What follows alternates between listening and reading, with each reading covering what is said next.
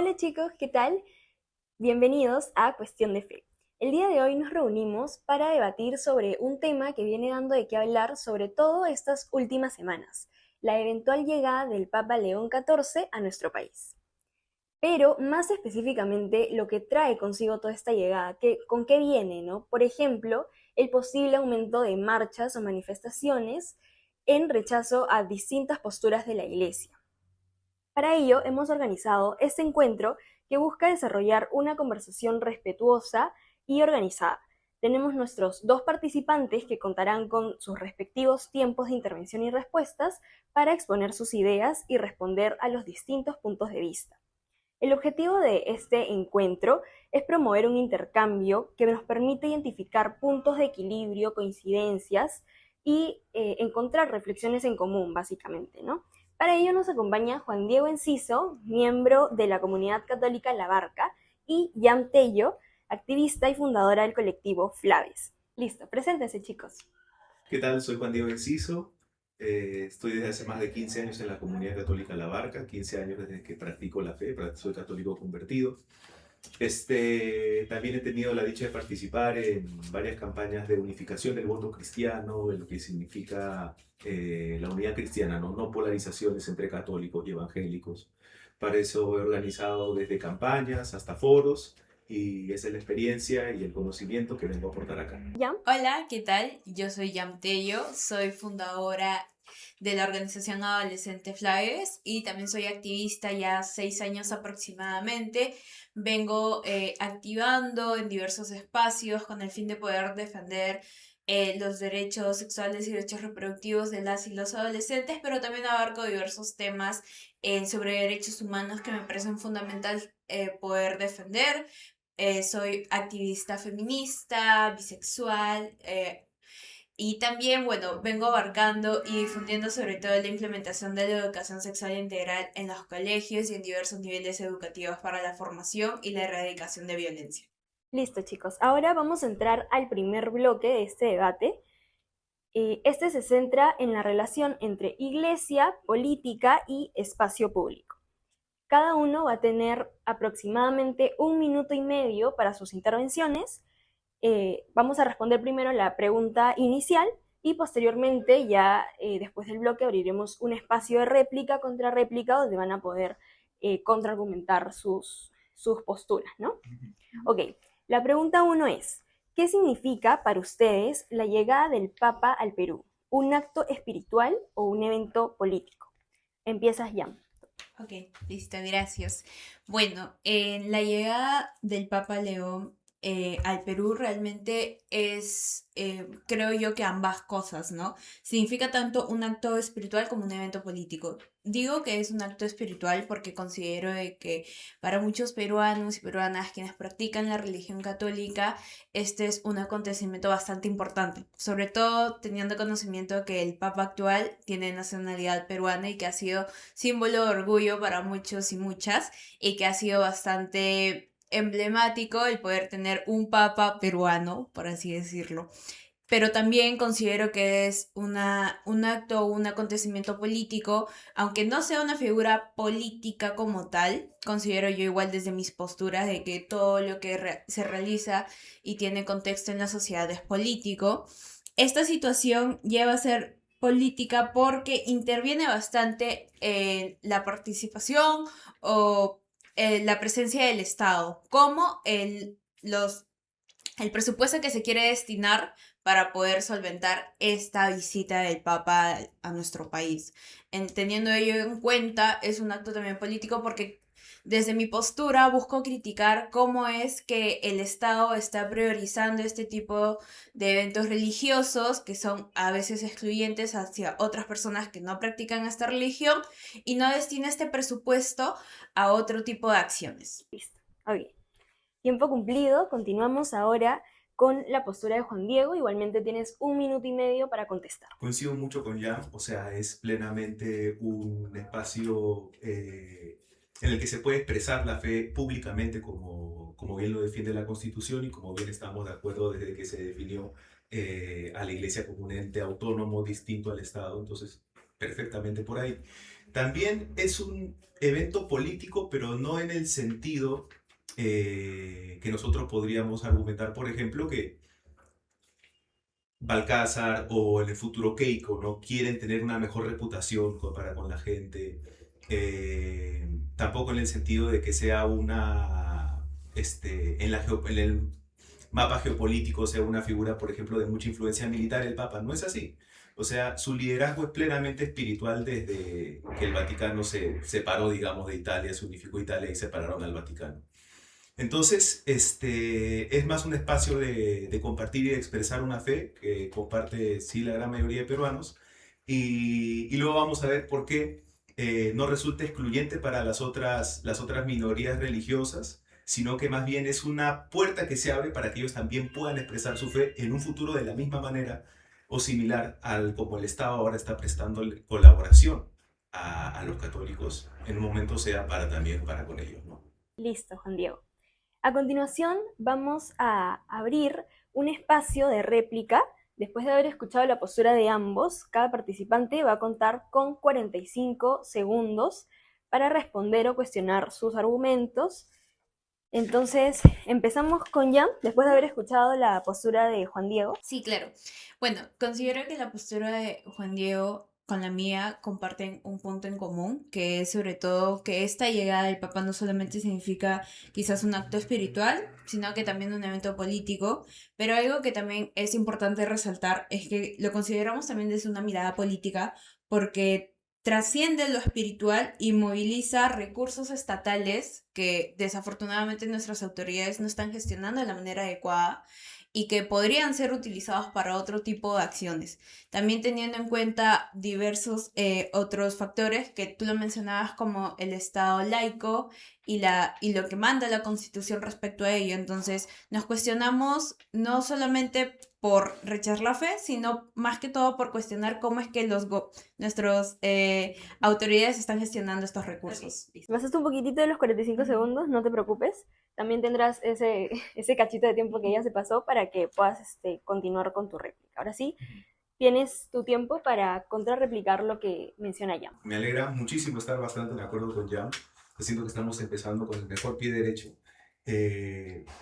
Acerca de lo del presupuesto, quisiera ahondar quizás un poco más adelante con un poco más de tiempo, cómo es que en vez de ser detrimento para el Perú en general, es más bien una ayuda grandísima, grandísima, grandísima. Después les voy a explicar con más detalle, pero se vio en la llegada de Francisco, seguro también se vio, no tengo los datos del 84 cuando vino Juan Pablo II 2 veces después, pero sí quiero ahondar más sobre eso quizás más adelante.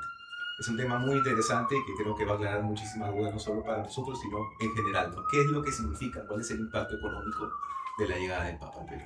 Ya, listo, Juan Diego. Entonces, con este primer bloque ya cerramos esta parte inicial para conocer un poquito primero sobre sus posturas. Ahora pasaremos al siguiente eje de discusión. Vamos a abordar el uso de recursos públicos durante la visita papal en el país. Justo mencionaban cosas al respecto, entonces acá podrán explayarse un poquito más. Van a tener 1 minuto y medio para responder. Les digo la pregunta primero.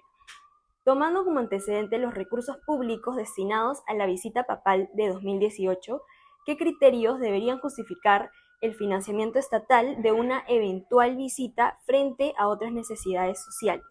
Comienza Juan Diego. Cuando el Papa llegó en 2018, se dispuso un presupuesto de 11.2 millones de dólares. Esos 11.2 millones de dólares se convirtieron en 90 millones de dólares, bajo el estimado de la República, que no tiene una muy excelente relación con el papado, pero se convirtieron en 90 millones de dólares de ingresos ¿para quiénes?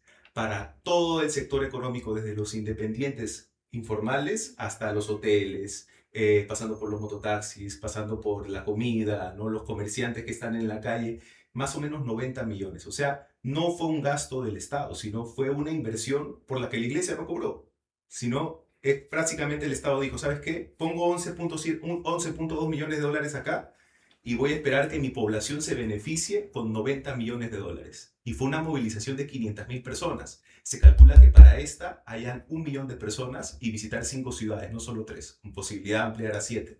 O sea, el retorno de los 37 millones de soles, 57 millones de soles que se van a invertir, se espera que sea 600 millones de soles en el peor de los casos, que beneficia directamente a la población. Ok, ahora pasamos contigo, Jan. Nuevamente igual tienes minuto y medio para contestar y también explayarte en tu postura, ¿no? Claro, sí. Lo que yo quería mencionar sobre todo para esta pregunta es que resulta bastante difícil poder, como ciudadanía, poder justificar todo este presupuesto que está destinando el Estado. Más que todo, no porque en sí sea problemático la llegada del Papa, considero yo que es un acto de fe muy importante para los católicos, sino cómo es que el Estado prioriza esta visita antes de solucionar las problemáticas que venimos arrastrando ya varios años. Si bien ya ahora tenemos una crisis política bastante latente, no solamente ellos, sino que también tenemos población que desafortunadamente está pasando por situaciones bastante precarias, en donde los derechos más básicos aún no son cumplidos. Y si bien se puede ver quizás a posterioridad un buen beneficio, como tú mencionabas, el incremento, que luego igual me gustaría abordarlo, creo yo que más que todo es poder centrarnos en lo que hoy en día necesita la población y las obras básicas que se necesitan realizar antes de quizás priorizar este presupuesto para una llegada que sí puede dar frutos luego, pero que tiene que probablemente va a ser temporal y no va a poder sustentarse luego o va a poder seguir teniendo la misma magnitud e impacto. Listo. Ahora, chicos, vamos, antes de pasar al espacio de réplica, vamos a continuar con una pregunta más y ya al cierre del bloque ya continuamos con las réplicas. Entonces, atentos igual a esta pregunta y a las respuestas para que luego más adelante puedan replicar. A ver, la siguiente pregunta es, ¿no contradice el principio de Estado laico que se financie con dinero público un evento religioso? Y empiezas ya. Sí, listo. Para poder responder a esta pregunta, considero yo que es importante mencionar que cuando nos referimos a un Estado laico, buscamos que este Estado deba mantener neutralidad, ¿no? Entre tantas religiones y como quienes no se consideran dentro de una religión. Que, bueno, la verdad estadísticamente no sé qué tanto sea ello, pero es importante mencionarlo porque aunque sean minorías y represente un porcentaje bajo, como Estado debe mantener una neutralidad ante las acciones y decisiones que tomen. O sea, no deberían influir la religión dentro de sus decisiones. Por ello, considero que es necesario que en esta situación se evalúe cómo es que está actuando el Estado y de alguna manera, al menos hasta el momento, se ha priorizado bastante a la religión católica sobre otras religiones y sobre otras posturas religiosas e espirituales que tienen los peruanos y peruanas. Si bien significa y moviliza a bastantes personas, no podemos excluir a quienes no se sienten representados por este tipo de eventos. Como mencioné antes, si bien muchos peruanos y peruanas sean o no practicantes de la religión católica, se sienten bastante orgullosos de que el Papa actual sea peruano, tenga nacionalidad peruana, es importante también cuestionar en cómo se está dando prioridad más a esta religión antes que otro tipo de situaciones o posturas que se deben atender en la ciudadanía. Ok, listo. Ahora tú, Juan Diego, tienes igualmente minuto y medio para contestar. Yo admiro muchísimo al doctor Miles Monroe, que es un pastor, ya falleció, de las Bahamas, cristiano evangélico, no es católico. Se ha visto mucha polarización en general en el mundo entre cristianos y católicos, pero yo lo admiraba bastante. Él recibió, me acuerdo, no solo la medalla de honor del Congreso peruano, sino también del Congreso de Inglaterra. El Estado peruano sí los apoya, sí los reconoce. Y de hecho, tanto en el artículo 50 de la Constitución como en la ley número 29635, donde define lo que es Estado laico, la libertad religiosa y demás, el Estado lo que hace es poner las bases para que haya colaboración con la Iglesia Católica, así como también ambientes de colaboración para con las otras minorías religiosas. Entonces, es más bien el Estado cumpliendo su función totalmente legal, permitiendo esto y permitiendo ensalzar, digamos, a otras figuras religiosas, no solamente el Papa, así como también se incluye dentro de este derecho a la libertad religiosa el poder expresarlo públicamente y que el Estado garantice que la población tenga seguridad para hacerlo. Por eso es que hay movilización de policías y que puedan realizarlo sin ninguna interferencia o problemas. Por eso es que se construyen pistas, por eso es que se mejoran caminos, que luego además también quedan para la población. Listo.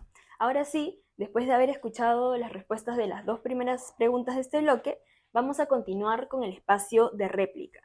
Nuevamente lo mismo, 45 segundos para cada uno y empiezas ya. Sí, justamente con lo último que mencionabas, si bien pueden haber algunos impactos positivos que queden posterior a la visita del Papa, es importante nuevamente cuestionar las acciones del Estado. O sea, el hecho de que esta actividad beneficie, pongámonos en cuestión, en tela de juicio, por qué es que el Estado recién cuando viene una autoridad externa al país es que recién empieza a accionar de esta manera, ¿no? Que es algo bastante cuestionable. De hecho, es importante también mencionar que si bien existe una relación entre el Estado peruano y la Iglesia Católica, una relación como tú lo mencionabas y como también lo he recalcado con el marco constitucional que protege la libertad religiosa, y que, como tú lo mencionas, busca incluir, es importante también mencionar a las otras personas que no se sienten identificadas con una religión. Ok. Cumplido ya y pasado un poquito el tiempo de réplica, también tienes el mismo tiempo que Jan para replicar, contrarreplicar lo que mencionas. Ya, el beneficio o uno de los grandes beneficios que llegue el Papa al Perú es justamente que empieza a destrabar proyectos públicos. O sea, proyectos vías de transporte o demás mejoramiento de áreas, de áreas públicas, ¿no? Que antes estaban trabadas porque el gobierno está lleno de corrupción, todos los problemas que ya conocemos, se destraban cuando llega una figura importante, en este caso, pues, el Papa que va a mover 1.500.000 personas la vez pasada que vino. Y sobre cómo el Estado tiene la culpa, sí, estoy muy de acuerdo contigo, en su ineficiencia, ¿no? O sea, ¿por qué recién se ponen las pilas cuando llega una figura para empezar a destrabar proyectos y beneficiar a la población? O sea, totalmente de acuerdo contigo. Y qué bueno que suceda esto para que puedan empezar a hacer algo. Bueno, luego de haber escuchado sus réplicas contra réplicas de los participantes, continuamos con el siguiente bloque. Tiene como eje la relación entre el discurso religioso y la responsabilidad social. Para ello tenemos esta pregunta. Si todos aseguran querer ayudar a los pobres, ¿por qué sigue siendo tan difícil convertir ese discurso en cambios reales? Y empieza Juan Diego. Primeramente, y esto es algo que quizás muchos desconocen, ¿cuál es la organización caritativa más grande del mundo? Alguna que se le venga a la mente, quizás la Cruz Roja, quizás, no sé, el gobierno de Italia en África, la Iglesia Católica. Si la Iglesia Católica se fuera de África, cerrarían 60% de las escuelas. Cuando en Nueva York sale el SIDA y no sabían si era contagioso o no, las Hermanas de la Caridad fueron las primeras en ir a ayudar. Y eso permitió incluso que fueran llevadas a Rusia, cuando estaba el telón de acero y no se hablaba en Rusia y Estados Unidos. Son cerca de 3.000 hospitales que hay en toda Latinoamérica, dirigidos por la Iglesia Católica. También en África, cerca de 1.600, si no me equivoco, en Europa, y el resto de datos lo pueden ver si quieren. Justo publiqué una historia de eso, haciendo la investigación para esto, en mis redes. En Juan Diego Enciso, ¿no? Buscan y ahí debe estar todavía al aire. Pero sí es la organización caritativa más grande del planeta y en números, o sea, no hay quien se le equipare, sino que no se conoce porque no hace publicidad de caridad. Está en contra de los valores cristianos, católicos, hacer publicidad. Miren lo bueno que estoy haciendo, ¿no? Tomarse una foto ahí mostrando la tristeza, aprovechándose del que está sufriendo. Ok, listo. Ahora tienes 1 minuto y medio también, Jan, para contestar la pregunta. Listo. Bueno, lo que yo quería mencionar del por qué sigue siendo tan difícil poder convertir ese discurso en hechas realidades es porque cuando hablamos también de las autoridades políticas y quienes están presentes hoy en día en el Congreso para que puedan realizar hechos reales de las promesas que vienen difundiendo durante sus campañas políticas o diversos de todos los debates y sus redes sociales hoy en día, que vemos que tienen muchísima más presencia, es que necesitan voluntad política para poder hacerlas. Y creo yo que justamente lo que hablábamos en el bloque anterior resalta sumamente esto, ¿no? Cómo recién la voluntad política de los congresistas, de nuestras autoridades se moviliza cuando vienen entes exteriores a nuestro país. Y es desafortunada esta situación porque vemos cómo realmente al Estado no le interesa el bienestar de su población, sino todo lo contrario, busca intereses externos para seguir expandiéndose, ¿no? Y también quería mencionar que es importante, sobre todo, resaltar que para que sea sostenible estos cambios deben ser desde decisiones que realmente tengan fundamento y base, porque si no, luego se queda solamente en lo que mencionabas, ¿no? Una caridad, un acto de un momento o temporal, cuando se buscan soluciones que realmente puedan ser eficaces a lo largo del tiempo. Listo. Después de haber escuchado sus respuestas, continuamos con la réplica, la contrarréplica. Va a empezar Juan Diego, tienes nuevamente lo mismo tiempo, 45 segundos para replicar lo que menciona ella. Estoy muy de acuerdo contigo. O sea, esto que también sirva como una exhortación hacia el gobierno. O sea, da cólera, por no decir otras palabras, que se busquen votos, no se cumpla y que al momento en el que está pasando, digamos, las extorsiones o en el momento, situaciones como la del COVID en las que hubo que hacer ollas comunes y demás, no se ve el apoyo. Y tienen que salir justamente estos entes religiosos, como el Padre Omar, digamos, que atendió cerca de 10.000 personas, tuvo que poner plantas de producción de oxígeno para atender cerca de 10.000 personas en Villa María del Triunfo. O sea, yo he escuchado del Padre Omar, quizás no me estoy yendo un poco del tema, pero rescatando niños que fueron tirados en la basura, acogiéndolos porque nacieron con algún defecto, porque la familia era muy pobre. O sea, esas cosas tiene que tomar la iglesia o organizaciones como la tuya en sus manos para que se haga algo, ¿no? O sea, me parece totalmente... Tiempo cumplido, Perdón. no te preocupes. Bueno, ya, ahora tienes el mismo tiempo, se ha pasado un poquito, unos 10 segundos de tiempo para que contrarrepliques lo que menciona Juan Diego. Sí, creo que igual dentro de los discursos estamos teniendo varias similitudes y yo también considero que es bastante impotente cómo tienen que ser la participación también de la ciudadanía, de organizaciones como la mía, organizaciones sociales, vasos de leche, que de hecho los comedores también son movilizados desde la ciudadanía, muchas veces sí con apoyo del Estado, pero realmente quienes ponen el recurso humano, el tiempo, somos nosotros y nosotras, ¿no? Y es desafortunado cómo este tipo de situaciones pasan en nuestro país y que desafortunadamente, nuevamente, las autoridades no hagan nada. Listo. Ok, te quedó un poquito de tiempo, no hay problema, de ahí lo podemos implementar con lo demás. Continuamos con el siguiente bloque. Bloque 5 tiene como eje central juventud y redes sociales, estas nuevas formas de vivir a través de las redes y debatir la fe en estos espacios más contemporáneos, actuales. Para ello tenemos la primera pregunta. ¿Las redes sociales son un espacio legítimo de debate religioso o un factor de polarización? Y empiezas ya. Ok, listo. Gracias por la pregunta. Considero, igual también como estudiante de comunicación y publicidad, que hoy en día las redes sociales son un canal bastante importante para poder practicar la comunicación, un acto fundamental que busca persuadir, entretener e informar, pero que también está brindando oportunidades a que poblaciones que por mucho tiempo han sido silenciadas, no han sido representadas sobre todo, puedan tener un espacio de donde hablar. Pero asimismo también corremos el riesgo de que se demuestren información falsa, se practiquen prácticas, valga la redundancia, que van en contra de los derechos humanos y que también limita bastante y vulnera el derecho a la libre expresión, sino que todo lo contrario y que de hecho es un discurso que hay bastante en redes sociales de que estás afectando mi libre expresión, pero claro que no se da cuenta o no se visibiliza que la libre expresión termina cuando el derecho de la otra persona empieza, ¿no? Exacto. Y considero que las redes sociales nos ayudan, sí, pero que también visibiliza una problemática bastante latente en la sociedad, que es las posturas que tiene como tal la sociedad. O sea, el hecho de que existan redes no significa que crean posturas de la nada o que fomentan diversas posturas. Todo lo contrario, visibilizan las posturas que ya hay en la sociedad y que tienen un espacio en donde demostrarlas, ¿no? Y creo yo que es algo bastante crítico en cualquiera de los temas. Exacto. Comparto también acá. Qué chévere todas las coincidencias que estamos teniendo, me encanta.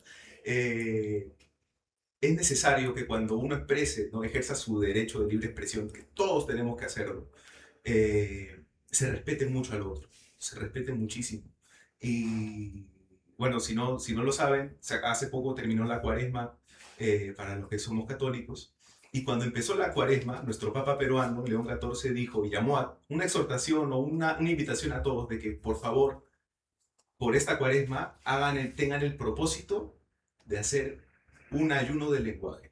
¿Qué se refería con eso? O sea, uno cuando se expresa en redes sociales no puede empezar a insultar al otro, no puede empezar a perder los estribos, a calumniar al otro, ¿no? Información falsa o demás, sino que se haga mucho hincapié en eso, y lo reafirmó también en su última encíclica, en la que habla de inteligencia artificial, redes sociales, uso del celular y demás. Listo.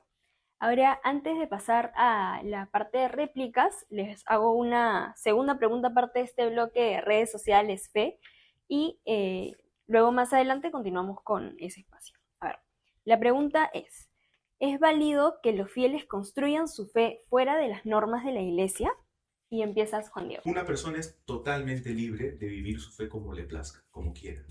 Ahora, digamos que tú te unes al club de los Leones, o te unes a un cierto club, no sé, de la Marina, y tienen prohibido que chicos menores de 18 años se puedan subir a las lanchas estas que van a toda velocidad, en las que hacen sus distintos tours y demás. Existe una razón para eso, pero más que una razón, si tú quieres ser parte de ese club, pues tienes que adherirte a sus normas y principios. Lo mismo, en tu organización, por ejemplo, si alguien quiere unirse, pues tiene que estar de acuerdo con los estatutos de tu organización. Lo mismo sucede con la Iglesia Católica. Entonces, una persona, existen más de 3.000, no sé cuántas denominaciones cristianas, uno puede pertenecer a la que quiera, pero si se quiere unir a la Iglesia Católica, tiene que cumplir justamente con los estatutos que se cumplen en la tuya, con los estatutos que se cumplen en el Club Leones, o en este caso, en los de la Iglesia. Listo. Igual manera, Jan, tienes minuto y medio para contestar la pregunta. Sí, bueno, considero que igual cada persona lleva su fe como decide, y de hecho, desde mi postura como activista y defensora de derechos humanos, considero que también como activistas podemos compartir este espacio de fe, esta espiritualidad, sin ir en contra de nuestras posturas políticas.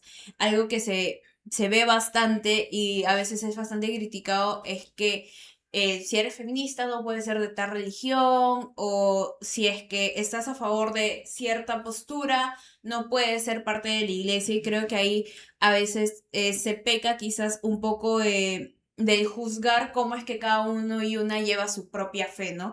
Al menos desde mi postura como activista, soy una persona que considera que la legalización del aborto debe ser, pero sé y considero y tengo presente de que muchas religiones van en contra de ello, o que quizás limitan el derecho a decidir, pero sin embargo también soy creyente de que como tal cada individuo es libre de poder llevar su fe, y si desea ser parte de una religión. Al menos yo no me considero parte de una religión, sin embargo considero que la espiritualidad también es esencial dentro del desarrollo de una persona. Pero reitero que, como tal, como tú lo mencionas, una religión puede tener sus normas, pero cada uno también decide cómo llevarlas e interpretarlas. Sí, Listo. perdón, Listo, no te preocupes. No te preocupes. Ahora, si quieres contestar alguna de las cosas que ha dicho Jan, abrimos ahora el espacio de réplica. 45 segundos nada más para cada uno. Empiezas. Sí, solo iba a mencionar, sí, me parece muy bien, lo que mencionas, ¿no? Como uno es libre de escoger su propia religión, en qué creer y demás. Y si bien sí, para pertenecer a la Iglesia Católica uno tiene que estar de acuerdo con ciertas cosas en las que ya no coincidimos, la Iglesia Católica defiende mucho que uno pueda ser libre, defiende la libertad religiosa, de hecho, y que uno actúa bien cuando está de acuerdo con lo que le manda su conciencia.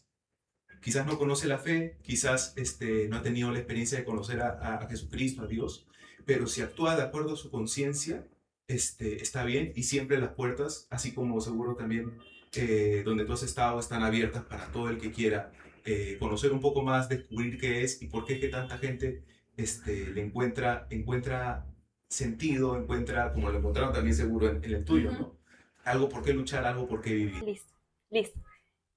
También tienes el mismo tiempo, Jan, para contrarreplicar o mencionar algún detalle que te haya faltado. Sí, más que todo yo quería mencionar que es algo importante que muchas veces no sé el por qué, la verdad, es que se se tiene bastante presente, o al menos yo desde mi experiencia he tenido bastante presente como que estas normas que tiene la religión y que muchas veces limitan a que otras personas sigan compartiendo la religión por lo mismo, porque se sienten limitados a tener ciertas posturas que supuestamente manda la religión católica.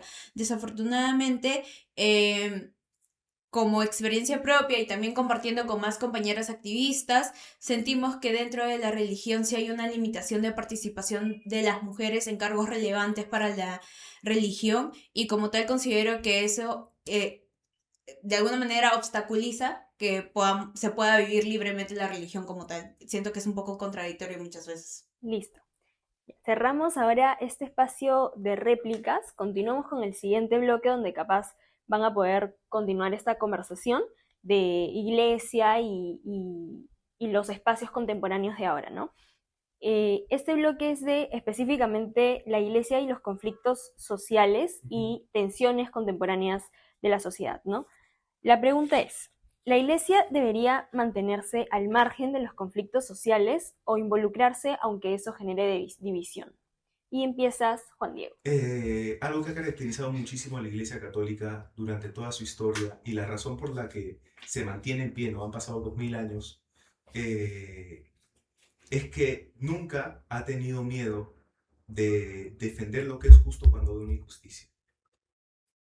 En la época de los romanos llegaban al punto de morir por sus propias creencias, ¿no? Durante el siglo XI y demás salían a guerra justamente para defender estas creencias.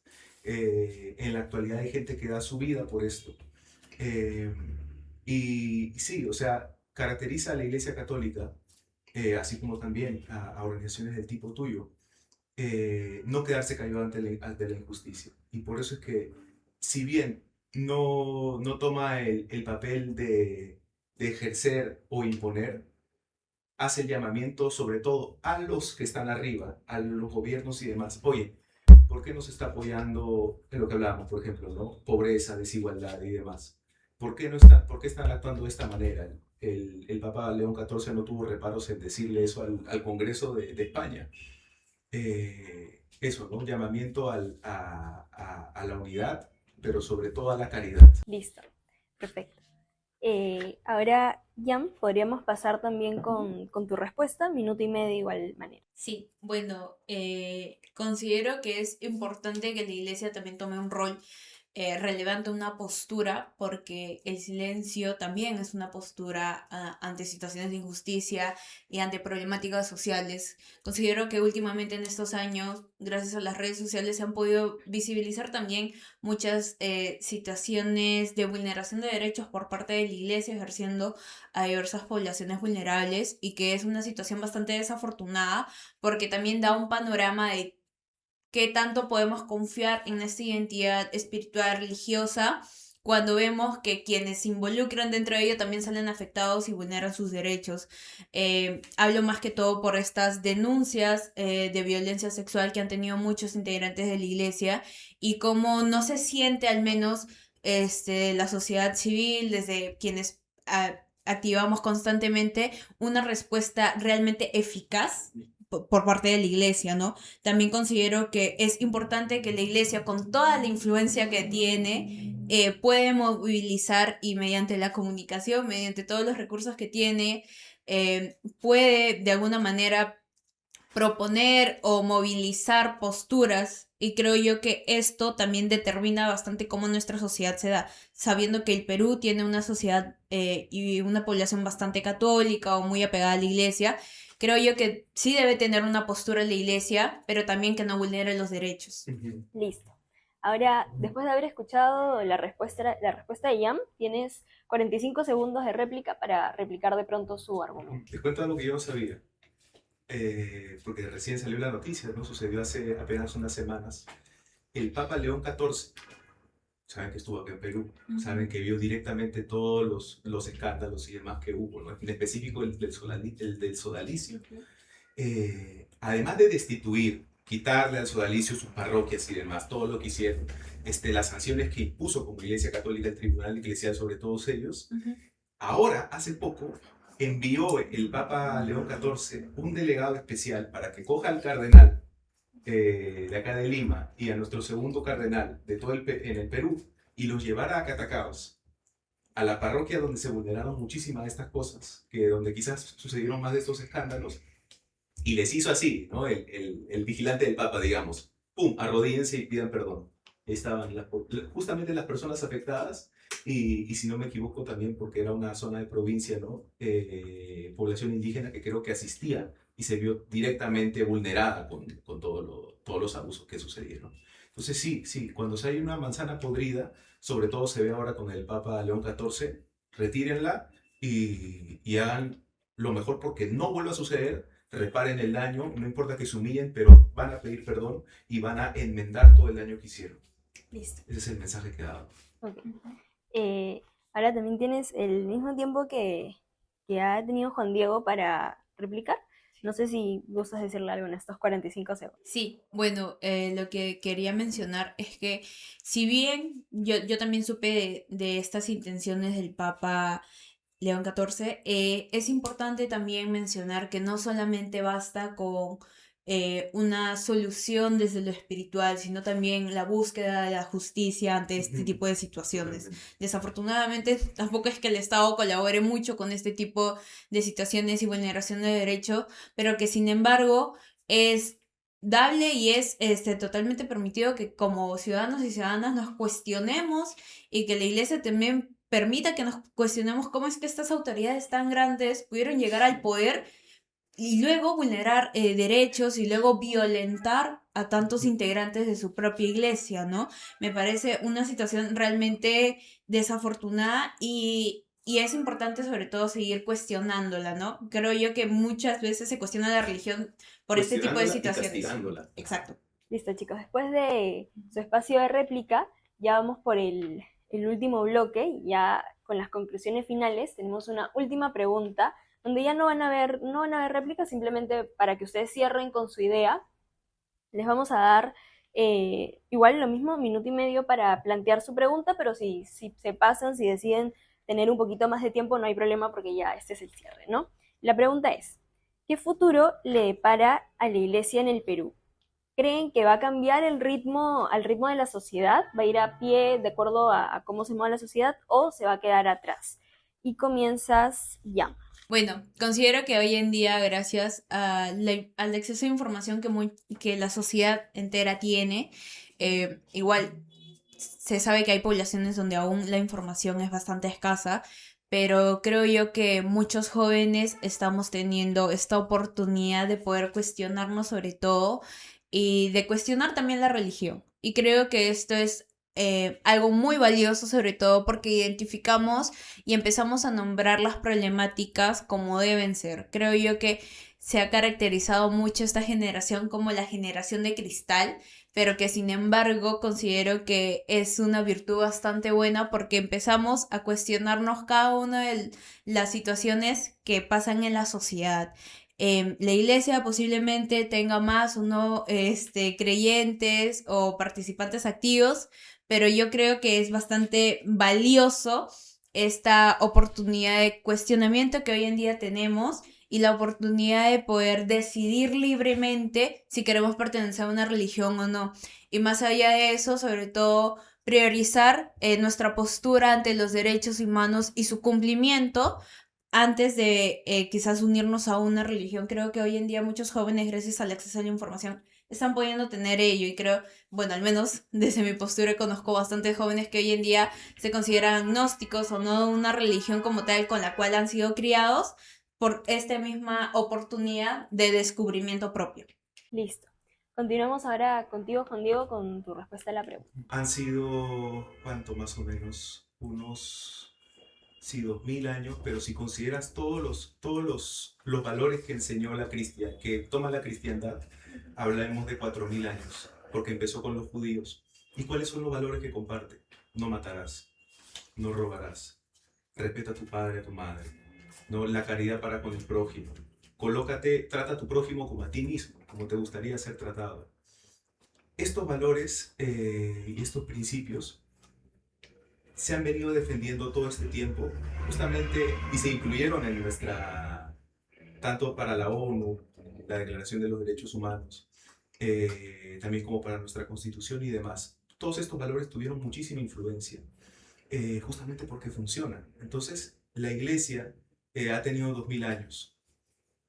Sí, ha tenido errores, ha tenido etapas oscuras, pero si se ha mantenido al frente es porque siempre ha habido, en la iglesia los llamamos santos, en el mundo lo podemos llamar buenas personas, que han levantado y han sostenido al resto cuando no se veía esperanza, cuando no se veía solución.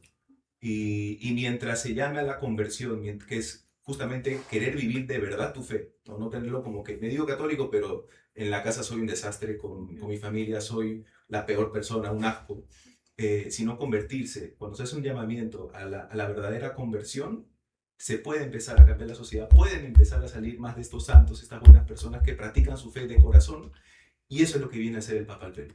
Listo.